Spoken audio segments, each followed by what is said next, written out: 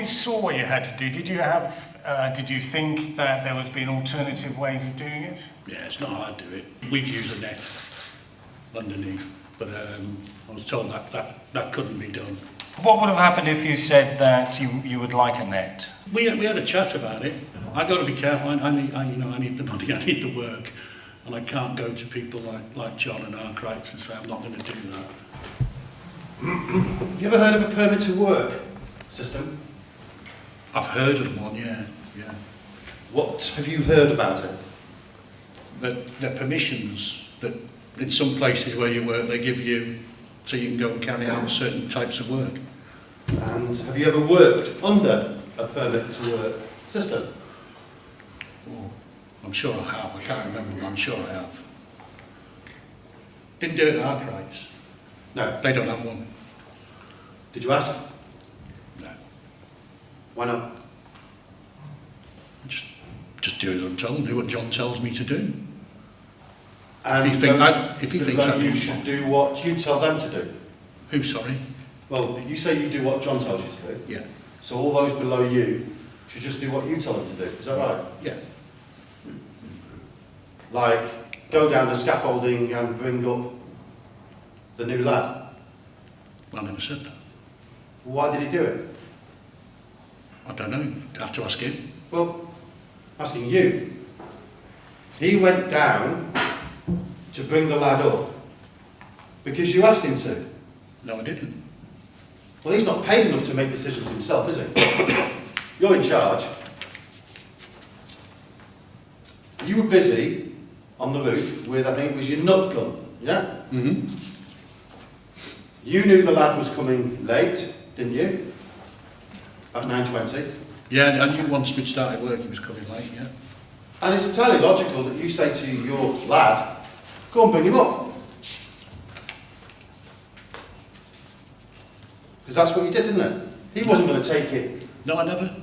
He wasn't going to take responsibility of going out and stopping the work you were asking him to do to go and bring the lad up, would he?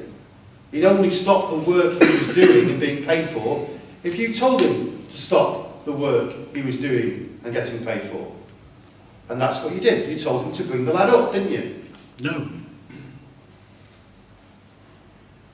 So when you see the lad on the scaffold, why don't you say stop? Go back down.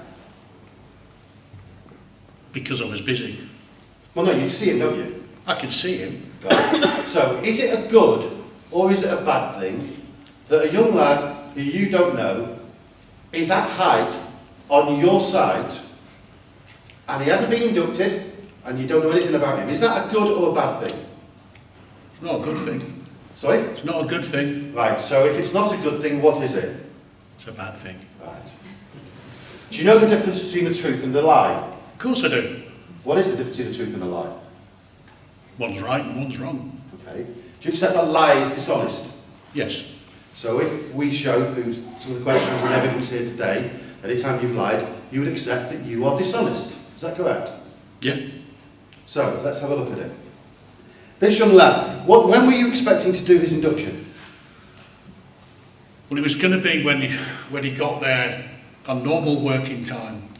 Well, you know he's but then I late. was told he was. Yeah, but then I was told he was going to be late, and I've got work to do. I've got to crack on. So I'm up there working. So it'll be whenever he arrived. Whenever he arrived. Where was this induction going to take place? On the site or just off the site? Normally downstairs in the tea room. Okay. So there was no reason for him to come on top of the scaffolding, that's right, is it? No, not at all. The only reason why he came up on the scaffolding is because you told your workmate to go and get him. No, I didn't. So when you saw him on there, why didn't you say stop? You shouldn't bring him up here. Take him back down. Because I had a rattle gun in my hand, because I had guttering in my hand, because I was doing stuff that needed to be stopped and put You're aside. doing everything apart from looking after the health and safety of your workers. No, that's not true. I didn't ask him to come up there. I didn't tell anyone to bring him up there. Well, why did the young lad go down then to get him? He does as he's told, doesn't he? I don't know, I haven't spoken to him. The reality is he did as he's told because you told him to bring him up there and you were going to make do and mend up there, weren't you? No. Now, this employment arrangement you have with your lads, they pay their own tax, yeah? Yeah, they're self-employed. Well, They're f- they're not going to go into the details of that, that'll be for tax, but they pay their own tax and they pay their own stamp.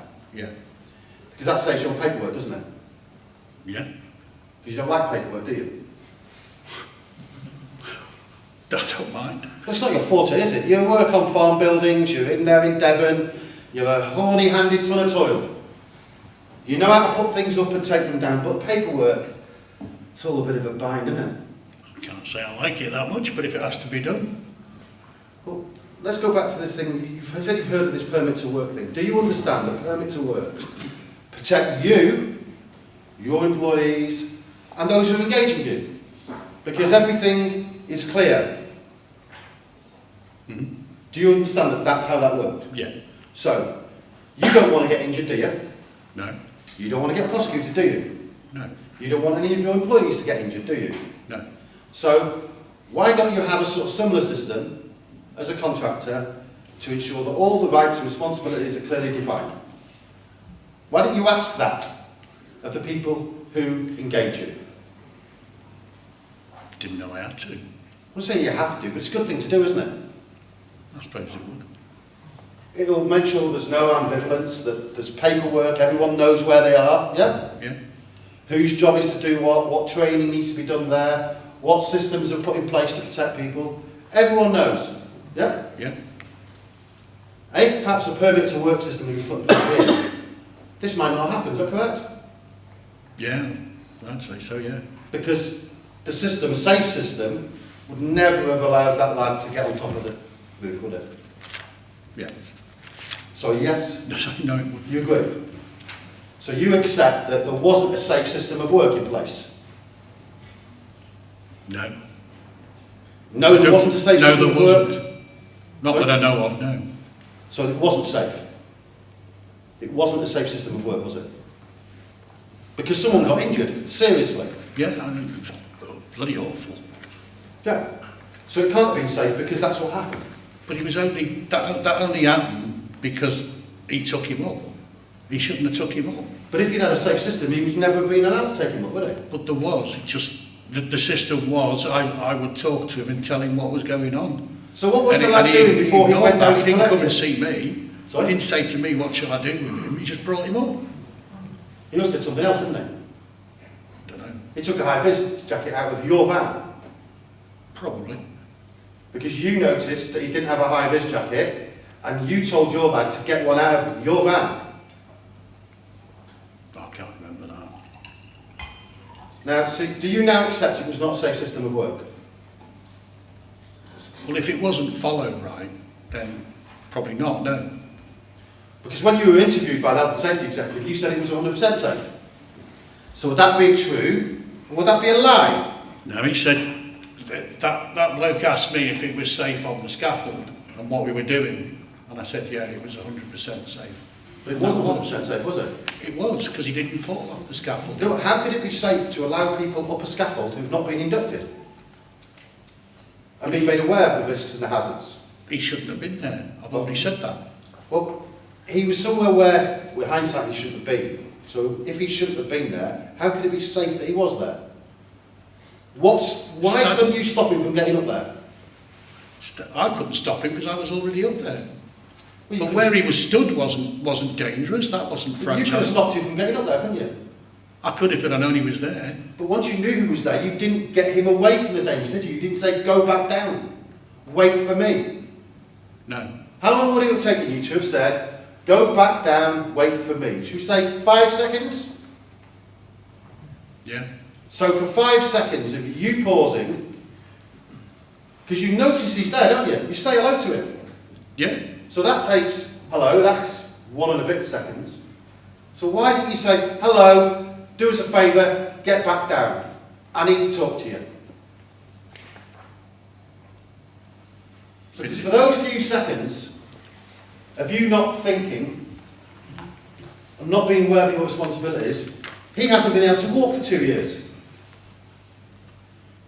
For a couple of seconds.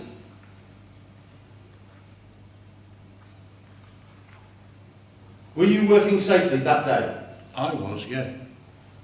What about your workers who were under your control? They weren't, were they? They weren't working. No, and whose responsibility was it? Yours? Well, no, it's Arkwright's. It's Arkwright's responsibility? Yeah. Why is it Arkwright's responsibility? Because they're in charge there. They're the ones who set the rules out. They tell us what can and cannot be done, not So- me. What rules did they set out? Well, they have a load of rules written down. No, what were they? Explain them to us. You don't know them, do you? I can't remember them now. No. And if we'd asked you that question the day of the incident, you wouldn't know, would you? They're just pieces of paper, weren't they, to you? Weren't they? We were shown them. Yeah. I've seen a lottery ticket, it doesn't mean it's a winner. You didn't read them, did you?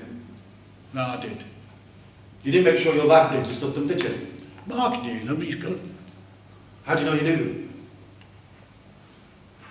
Because he's always there and he's always working there, and John's always there every day, and You didn't explain anything to them, did you? I didn't explain it all, no. Why not? Because that's what John does. But John wasn't there. Not on that one particular day, no, but we'd been there for days. But why don't you explain things as well as John? That's John's job. What about your job? Get on with the work. Yeah, but what about looking after the lad? I didn't know the lad was there until he was there. But why didn't you tell him to go once you realised he was there? Because I was busy. And that was the point, wasn't it? You're selfish, aren't you? You don't pay your employees tax and national insurance and do the paperwork because you're lazy. Yeah? It's because that's how they want it. You don't bother with a safe system of work or permit to work system because you can't be bothered. It's not my site, it's not my property, it's not my premises. Why should I produce that? You had no documentation about who was supposed to do what on the site, did you? No. You didn't look at the documentation you were actually given and check it and challenge it? I already told you I looked at it. No. You didn't pay any attention to it, did you? Of course I did. Your Honour, Mr. Campbell, personal attacks on my client, they're not getting us anywhere in this case. Well, There's the paperwork he refers to, it's already come out in evidence. It wasn't in existence, the permit to work system, if you remember the evidence. So how can you have seen permits to work that didn't exist? Well, I mean, Mr. Volk, your client seems to be putting forward a defence that it wasn't his fault, that somebody else was responsible, i.e. Arkwright, the landowners. And I think Mr. Campbell's entitled to give the jury as much information about Mr. Woodward as a person and about his normal way of working, which may help them. But if I totally accept that. I don't agree with your objection. I think I'll allow the questions to continue. so with hindsight, what should you have done? I don't know if I could have done more. I'm not selfish. You know, I was upset as the next person when that happened. I've taken his mum to hospital. I've driven her there and back a few times. I've done everything I can. What could you have reasonably done to have stopped this lad from falling through the roof?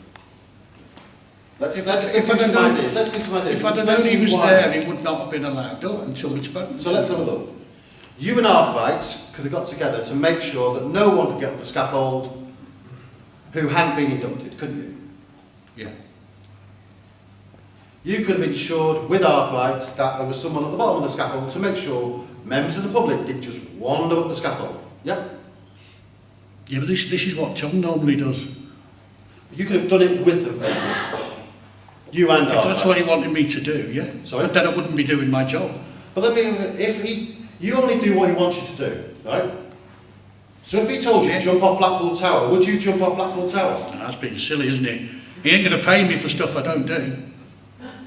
Because this was piecework, wasn't it? This was a set fee.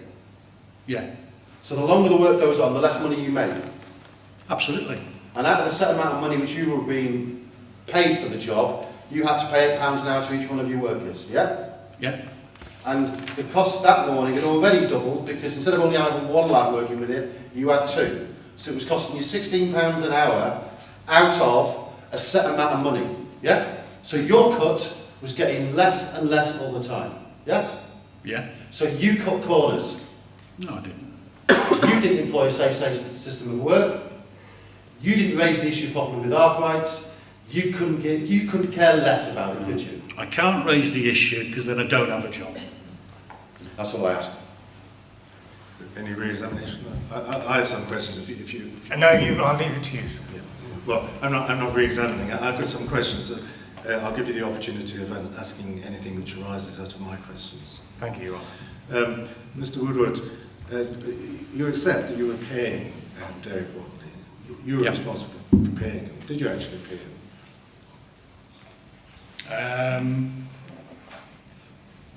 I can't remember, to be honest with you, but it's not been raised. I've seen his family since, and no one's mentioned anything, but that's not an issue.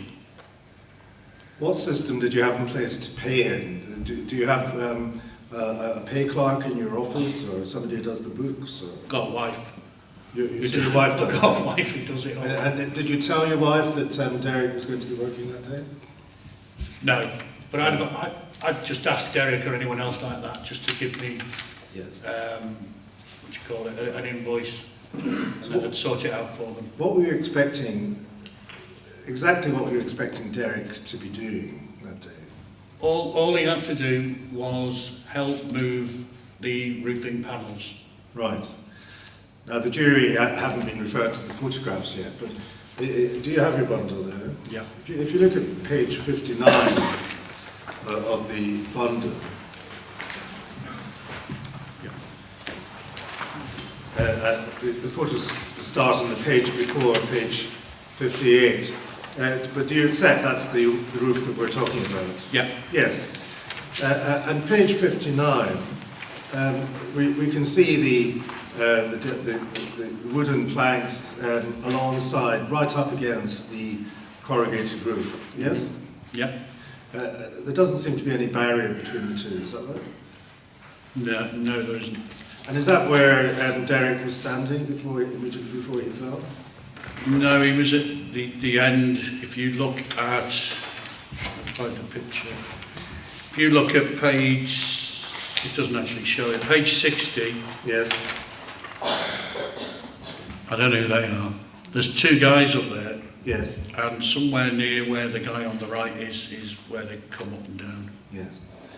But the jury's already heard evidence that there was no barrier between where he was standing and the roof. Do you agree with that? There's a lip, like a toe board, and there's a handrail. There's no barrier as such. No barrier as such. Did you have any conversation with Mark Bowers at all about what to do when Derek arrived on site? No. No. Well, why was that?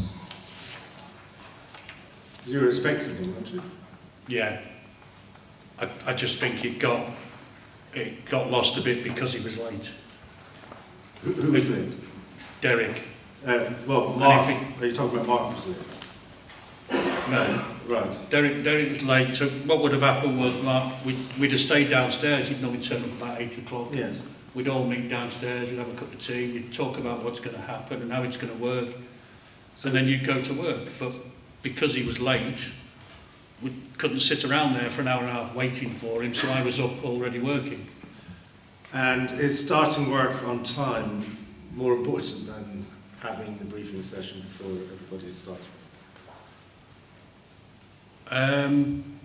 Obviously having a briefing is more important, but it's just not knowing exactly what time he was going to be there.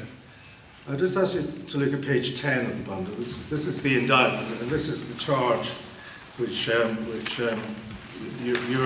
your company faces, and you are the company, aren't you?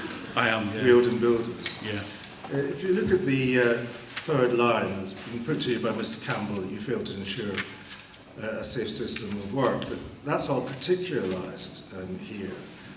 What do you say about not properly planning the job? There was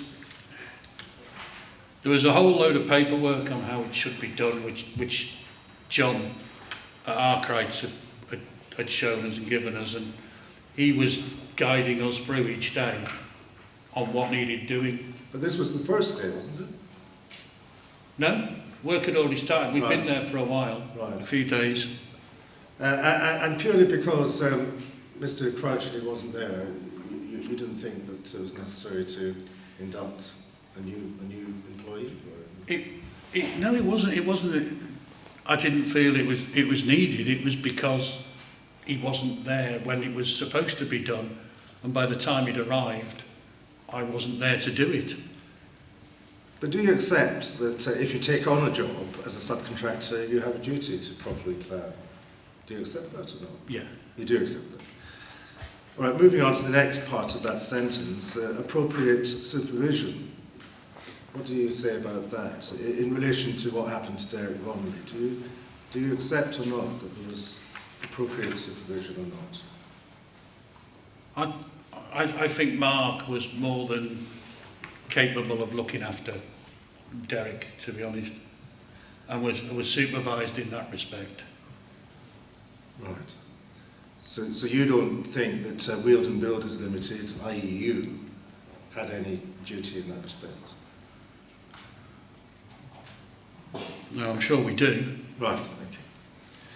And would it have been reasonably practicable for you to have put your power tool down or whatever it was and stopped for a while just when Derek arrived? That was exactly the intention. Right, so why didn't you do it?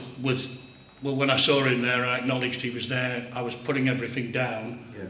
I couldn't just put it down or drop it in case it falls somewhere. I need to make sure it's put in a safe place. And then I could have gone over and taken him down, yeah, and done that safety thing. So in hindsight, and we all have hindsight, but in hindsight, what would you have done differently? Would have sat downstairs and had a cup of tea till he arrived. Yes. Thank you. Those were anything arising at all? I don't think I can add any question to that, Your Honour. Yep. Can you go back to the guillotine now? Thank you. Yeah, you're released. Thank you very much.